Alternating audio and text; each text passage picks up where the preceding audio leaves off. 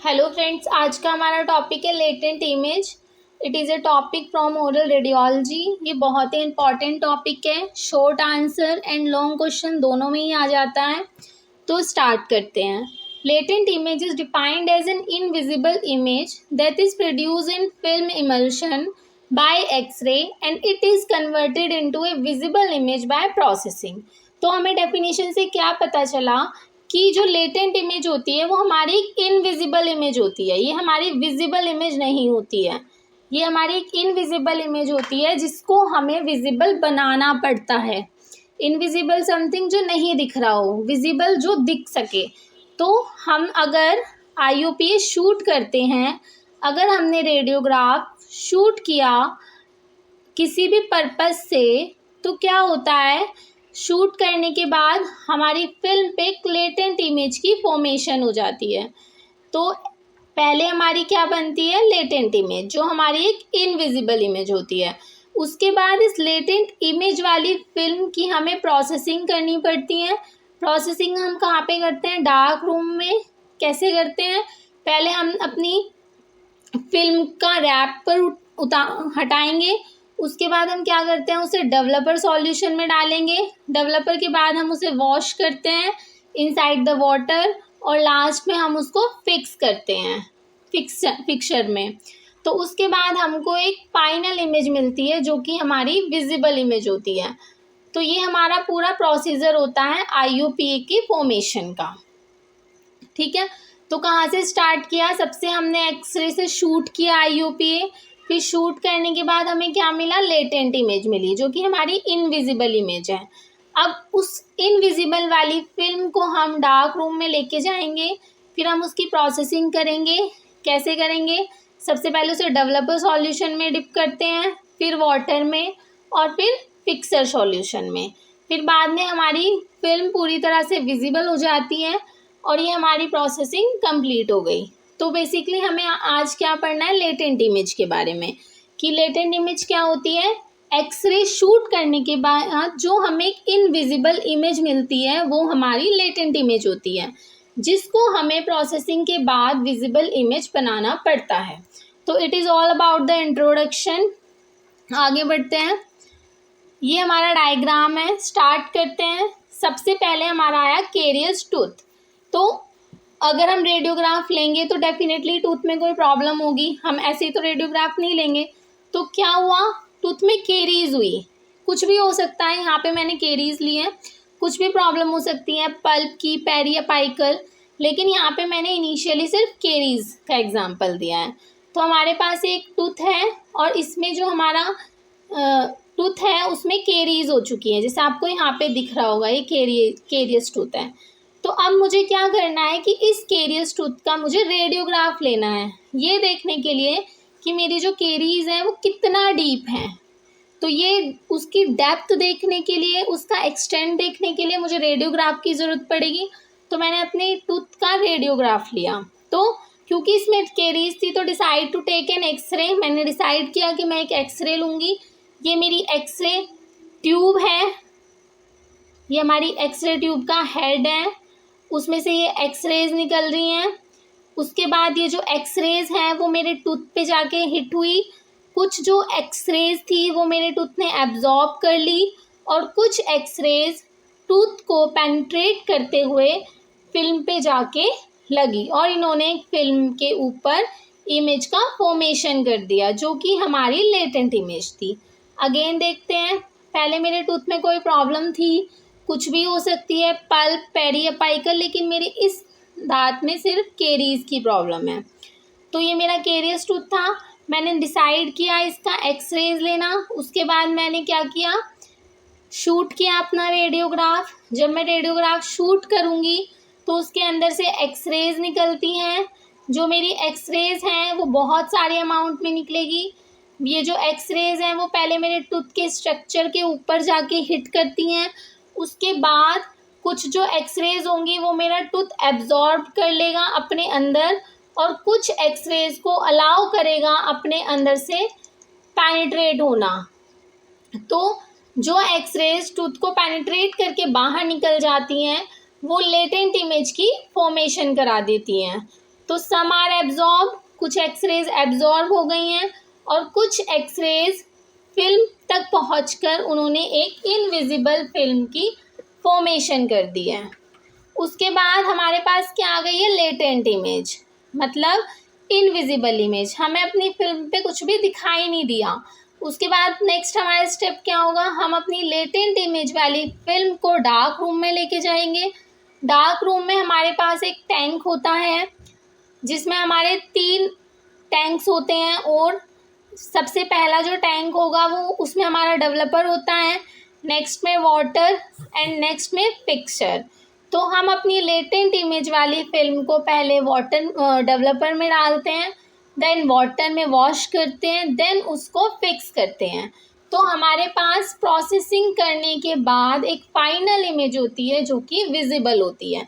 यहाँ पे आप देख रहे हैं लेटेंट इमेज है, बिल्कुल वाइट है, कुछ भी हमें दिखाई नहीं दे रहा, लेकिन जब हमने प्रोसेसिंग की इमेज की तो उसके बाद हमको एक विजिबल इमेज मिली।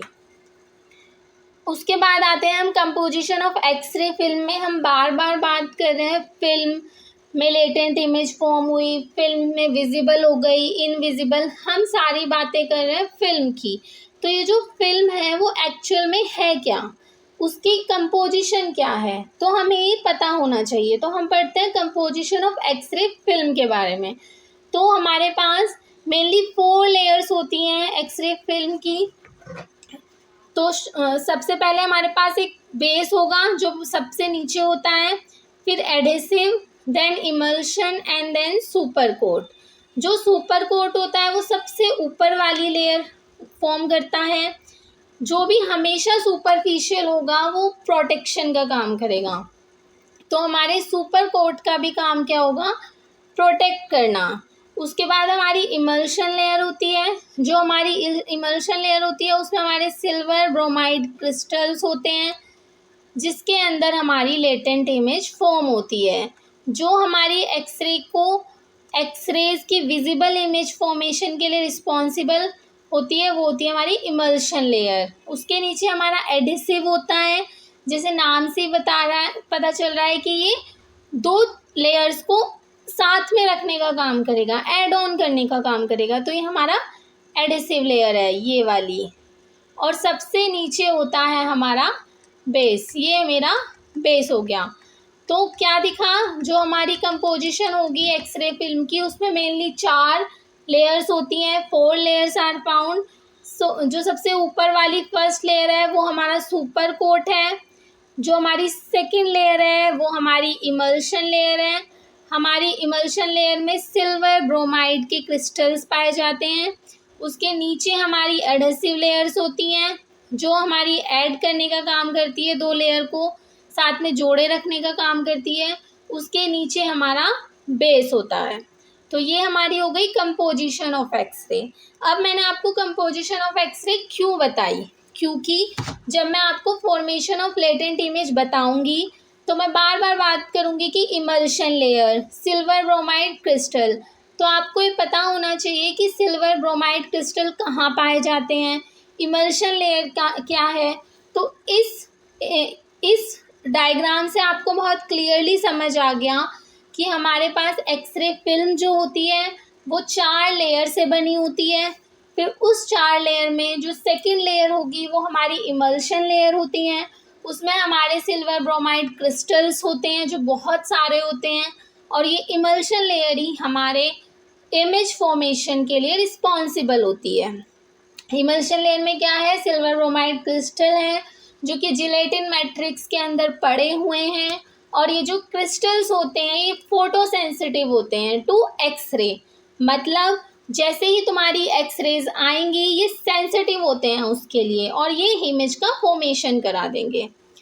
आगे चलते हैं, फॉर्मेशन ऑफ लेटेंट इमेज। अब लेटेंट इमेज फॉर्म कैसे होती है, ये हमारे पास कुछ 4 पॉइंट्स हैं, समझते हैं। Sensitive site present in emulsion layer. अभी मैंने आपको बताया कि इमल्शन लेयर में सिल्वर ब्रोमाइड क्रिस्टल हैं जो कि फोटो सेंसिटिव होते हैं। सेम पॉइंट हमने यहाँ पढ़ा कि हमारी जो सेंसिटिव साइट्स होती हैं वो इमल्शन लेयर में प्रेजेंट होती हैं।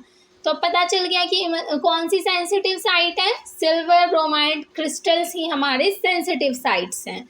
These site sensitive to radiation, ये जो साइट होती हैं ये रेडिएशन के लिए सेंसिटिव हैं। अगर इन पे रेडिएशन आएगी तो ये सेंसिटिव हो जाएंगी, ये रिएक्ट करना शुरू करेंगी। Free silver ion and sulphur compound are present in emulsion layer. यहाँ मैंने आपको बताया कि सिल्वर ब्रोमाइड क्रिस्टल्स होते हैं इमल्शन लेयर में, उसके अलावा सिल्वर फ्री सिल्वर भी होता है इमल्शन लेयर में, और सल्फर कंपाउंड भी पाए जाते हैं। और ये जो सिल्वर आयन और सल्फर कंपाउंड होते हैं ये फिल्म के एक्टिवनेस के लिए रिस्पॉन्सिबल होते हैं। जितना ज़्यादा फ्री सिल्वर आयन या सल्फर कंपाउंड फिल्म के अंदर प्रेजेंट होंगे, फिल्म उतनी ही ज़्यादा रिएक्टिव होती है, उतनी ही जल्दी इमेज का फॉर्मेशन करा देगी। तो free silver ion and sulphur compound are present in emulsion layer. This is responsible for physical irregularity, ये हमारी फिजिकल इरेगुलरिटी के लिए रिस्पॉन्सिबल होते हैं। अब हम पढ़ते हैं लेटेंट इमेज की फॉर्मेशन कैसे होती है। तो हमारा क्या हुआ, सबसे पहले एक्सरेज आई, इन एक्सरेज ने क्या किया, आके ब्रोमाइड को हिट किया। ठीक है, ब्रोमाइड ने क्या किया, नेगेटिव इलेक्ट्रॉन को रिलीज किया। अब यहाँ पे नेगेटिव इलेक्ट्रॉन रिलीज हो गया। दोबारा शुरू करते हैं एक बार। हमारे पास फिल्म में इमल्शन लेयर है, समझ आया। इमल्शन लेयर में सिल्वर ब्रोमाइड क्रिस्टल्स हैं। अब ये सारा जो है वो सिल्वर ब्रोमाइड क्रिस्टल का डायग्राम है, ये सिल्वर ब्रोमाइड क्रिस्टल ऐसे अरेंज होंगे। उसके अलावा हमारी इमल्शन लेयर में फ्री सिल्वर होता है। फ्री सिल्वर किस फॉर्म में पड़ा है, Ag+ साइन, ये क्या है हमारा फ्री सिल्वर। अब क्या होगा, हमने जैसे ही एक्सरेज आई, हमारी एक्सरेज आके ब्रोमाइड के ऊपर पड़ती हैं, फिर जैसे ही एक्सरे ब्रोमाइड के ऊपर आती हैं, ब्रोमाइड से एक नेगेटिव इलेक्ट्रॉन रिलीज होगा। अब यहाँ पे नेगेटिव इलेक्ट्रॉन है, हम शुरू से क्या पढ़ते आ रहे हैं, नेगेटिव और पॉजिटिव एक दूसरे की तरफ अट्रैक्ट होते हैं और ये एक न्यूट्रल कंडीशन लाके खड़ा कर देंगे, एक न्यूट्रल कंडीशन कर देते हैं फॉर्म। नेगेटिव एंड पॉजिटिव क्या करते हैं, न्यूट्रल कंडीशन कर देते हैं, मतलब ज़ीरो। तो अब हमने क्या पढ़ा कि एक्सरे आई ब्रोमाइड पर, नेगेटिव आयन हुआ रिलीज। उसके अलावा हमें क्या पता है कि ऑलरेडी फ्री सिल्वर आयन हमारे क्रिस्टल्स में प्रेजेंट होता है, किस फॉर्म में, Ag+ की फॉर्म में, सिल्वर प्लस की फॉर्म में। तो अब यहाँ क्या हुआ, माइनस कहाँ से निकला, पता चल गया ब्रोमाइड से। सिल्वर फ्री कहाँ से था, ऑलरेडी प्रेजेंट था हमारी इमल्शन लेयर में। तो दोनों ने एक दूसरे के साथ बॉन्ड बनाया और एक न्यूट्रल कंडीशन आ गई, जिसको हमने बोला Ag0। ये है हमारी न्यूट्रल कंडीशन और यही है हमारी लेटेंट इमेज। समझ आई, दोबारा बताती हूँ स्टार्ट से। फॉर्मेशन ऑफ लेटेंट इमेज का पहला पॉइंट था सेंसिटिव साइट प्रेजेंट होती है इमल्शन लेयर में। दूसरा है, ये जो सेंसिटिव साइट्स हैं वो रेडिएशन से सेंसिटिव होती हैं। इसके अलावा जो हमारी इमल्शन लेयर है उसमें सिल्वर ब्रोमाइड क्रिस्टल्स होते हैं, सिल्वर आयंस होंगे और सल्फर कंपाउंड होंगे। ये जो होते हैं फिजिकल इरेगुलरिटी के लिए रिस्पॉन्सिबल होंगे। अब ये हमारा पूरा डायग्राम है, तो इसमें क्या है, ब्रोमाइड, सिल्वर, तो ये पूरा क्रिस्टल बना हुआ है। अब ये जो क्रिस्टल्स है उसके अलावा यहाँ पे Ag+ मतलब फ्री सिल्वर आयन भी प्रेजेंट है। अब क्या हुआ, हमारी एक्सरेज आई, एक्सरेज ने ब्रोमाइड के ऊपर आके हिट किया, हिट सब जगह करेगा, लेकिन ब्रोमाइड से क्या होगा, नेगेटिव आयन रिलीज हो जाएगा। अब हमारे क्रिस्टल के अंदर नेगेटिव आयन रिलीज हो गया, पॉजिटिव ऑलरेडी है, दोनों एक दूसरे को अट्रैक्ट करेंगे और एक न्यूट्रल कंडीशन फॉर्म कर देंगे। तो जो हमारा Ag+ मतलब फ्री सिल्वर आयन था वो इस इलेक्ट्रॉन की वजह से न्यूट्रल होके कन्वर्ट हो जाएगा Ag0, जो कि हमारी लेटेंट इमेज होती है। तो ये हमारा सब कुछ था फॉर्मेशन ऑफ लेटेंट इमेज के बारे में। एक बार दोबारा यहाँ पे देखो, इलेक्ट्रॉन रिलीज फ्रॉम ब्रोमाइड, समझ आ गया हमें कि ब्रोमाइड से इलेक्ट्रॉन रिलीज हुआ, ये हमारा इलेक्ट्रॉन था। ऑलरेडी सिल्वर आयन प्रेजेंट था क्रिस्टल में, फ्री सिल्वर आयन, दोनों ने क्या किया, बॉन्ड बनाया और एक न्यूट्रल कंडीशन कर दी। तो यहाँ पे हमारा क्या है, Ag न्यूट्रल है, जो कि हमारी लेटेंट इमेज फॉर्मेशन साइट है। इसके बाद कंप्लीट फॉर्मेशन हो गई है लेटेंट इमेज की, जो कि इनविजिबल है। इसके बाद का स्टेप क्या होता है हमारा, प्रोसेसिंग करेंगे इनसाइड द डार्क रूम और फिर हमें एक विजिबल इमेज प्रोवाइड हो जाएगी। This is all about the latent image. Latent image होती कहाँ है, कैसे बनती है, किसको बोला जाता है, सब कुछ कवर कर लिया है इस वीडियो में।